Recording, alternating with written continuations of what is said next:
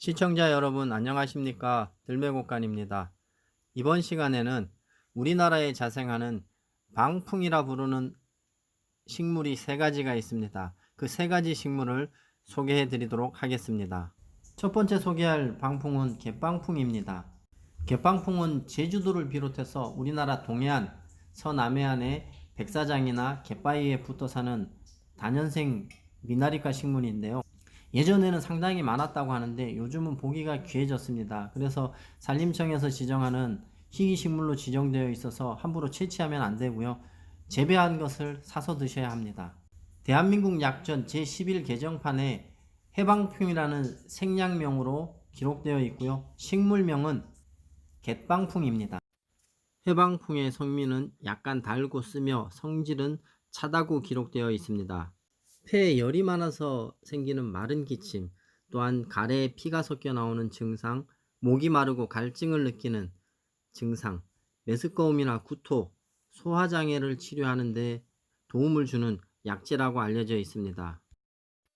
두 번째 소개할 방풍은 방풍나물로 잘 알려진 갯기름나물입니다.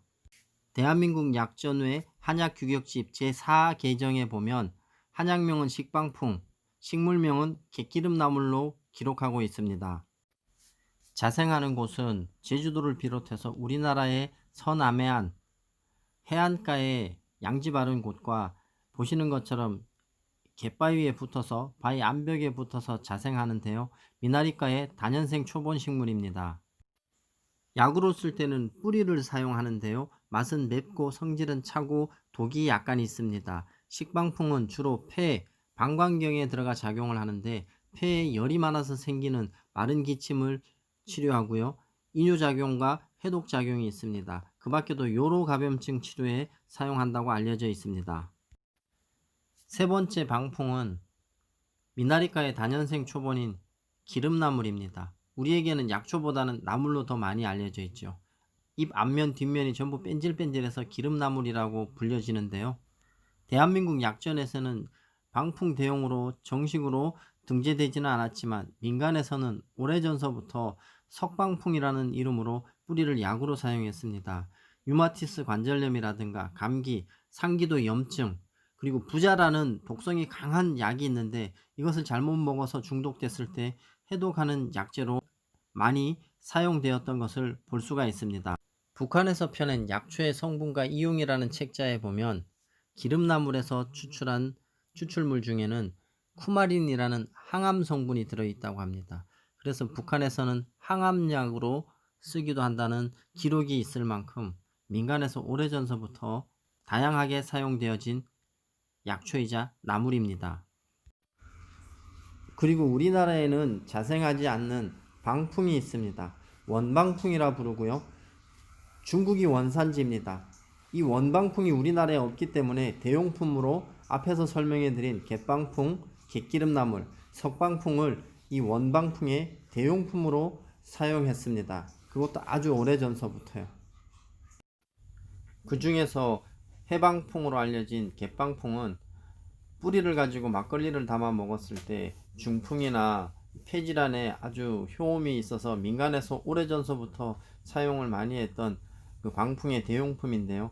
이것 외에도 갯기름나물은 2000년대 초반에 농촌진흥청에서 제주도에서 자생하는 갯기름나물을 가지고 연구한 결과 폐암이나 백혈병, 유방암 세포주에 대한 억제작용이 굉장히 뛰어나고 류마티즘 관절염에 대한 염증을 억제하는 효과가 뛰어나서 이와 관련한 약초로 재배하고 또한 기능성 채소로 재배할 것을 권장해서 농가 소득에도 많은 도움을 준다고 알려져 있습니다. 실제로 갯기름나물은 방풍나물로 잘 알려져서 마트에 가면 손쉽게 구할 수가 있고요. 씨앗 발화도 잘 되고 토양도 가리지 않기 때문에 쉽게 우리도 재배해서 나물로 활용할 수가 있고 오래되면 뿌리를 방풍 대용의 약으로도 사용할 수 있다는 장점이 있습니다. 실제로 갯기름나물은 어디에서든 잘 자랍니다. 해안가가 자생지지만 내륙에서도 화분에서 이렇게 잘 자라요. 오늘 아침 영하 수온주가 20도까지 떨어졌는데도 이렇게 화분에서 잘 자라고요. 아직도 이렇게 푸르름을 잃지 않고 있습니다. 이것은 제가 작년에 씨앗을 뿌려서 한 1년 정도 성장한 것입니다. 이것은 갯방풍입니다. 제가 작년에 이 수분, 습도 조절하느라고 밑에 쪽에다가 키친타월 같은 걸 깔고 그 위에다 씨앗을 올려놓고 외국 여행을 갔다 왔더니 다 습하게 썩어서 곰팡이 나고 다 썩고 씨앗이 몇 개 안 남은 건데 그래도 상토에다가 다시 옮겨 심었더니 발화가 된 것입니다. 지금 한 2촉 정도 남아 있습니다.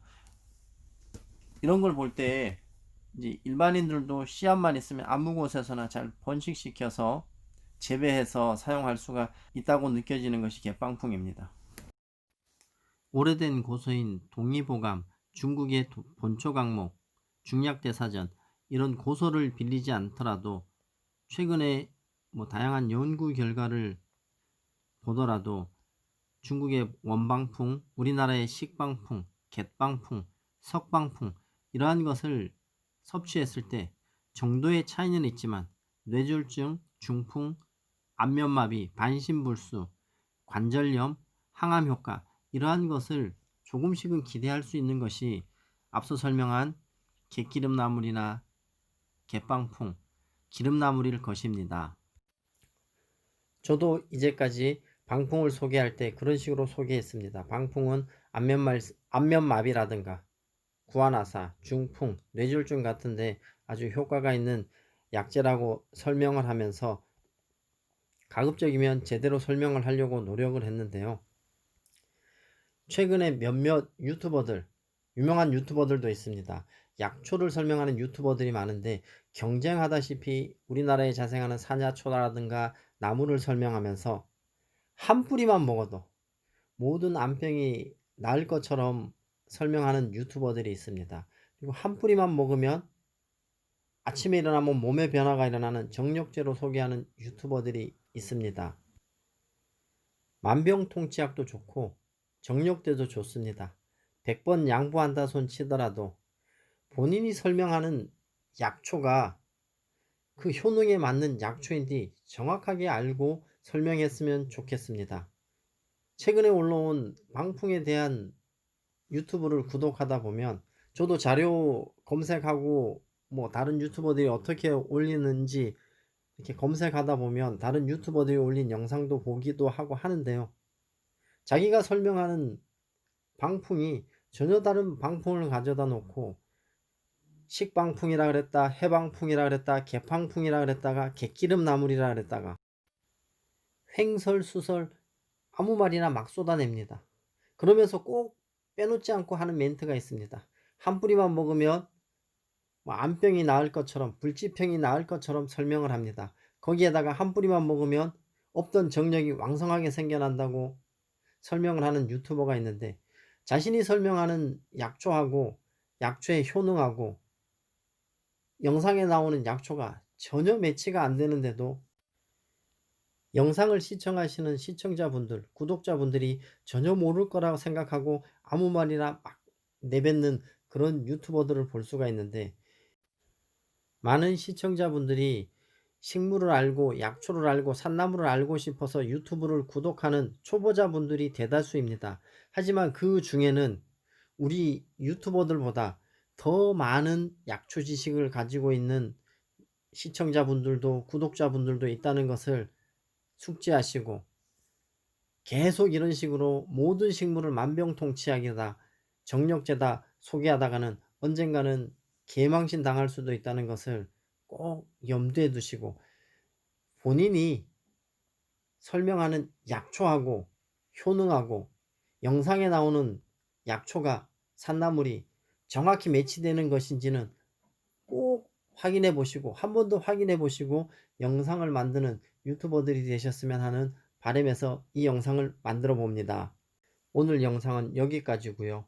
구독과 좋아요는 들매곡간이 영상 제작하는데 큰 힘이 됩니다. 끝까지 시청해 주셔서 감사합니다. 들매곡간입니다.